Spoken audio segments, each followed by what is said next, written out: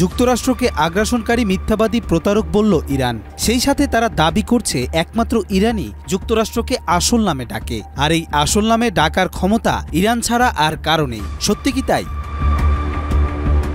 ইরানের সর্বোচ্চ নেতা আয়াতুল্লাহ আলী খামেনি বলেছেন, ইরানি জাতির অন্যতম বৈশিষ্ট্য হল সত্য বলার সাহস। বিশ্বে অনেক দেশ যুক্তরাষ্ট্রের আধিপত্যের বিরুদ্ধে মুখ খুলতে ভয় পেলেও ইরানই একমাত্র দেশ যারা আমেরিকাকে তার প্রকৃত চরিত্র অনুযায়ী মূল্যায়ন করে। তিনি বলেন, যুক্তরাষ্ট্র একটি আগ্রাসনকারী মিথ্যাবাদী প্রতারক।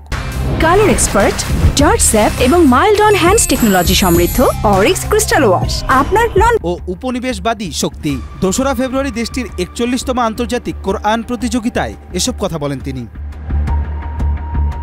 আয়াতুল্লাহ খামেনি বলেন, ইরান সেই রাষ্ট্র যা কোনো ধরনের ভয় বা কূটনৈতিক চাপে মাথা নত করে না। আমরা জানি আমেরিকা একটি সাম্রাজ্যবাদী প্রতারক ও যুদ্ধবাদ শক্তি। তারা বিশ্বের বিভিন্ন অঞ্চলে সংঘর্ষ সৃষ্টি করে এবং নিজেদের স্বার্থ হাসিলের জন্য মিথ্যার আশ্রয় নেয়। তিনি আরও বলেন, গত ৪৬ বছর ধরে ইরান আন্তর্জাতিক রাজনীতিতে স্বাধীন অবস্থান বজায় রেখেছে, বিশ্বের দাম্ভিক শক্তির বিরুদ্ধে দৃঢ় প্রতিরোধ গড়ে তুলেছে। এই প্রতিরোধ ইরানকে ব্যাপক প্রবৃদ্ধির দিকে এগিয়ে নিয়েছে।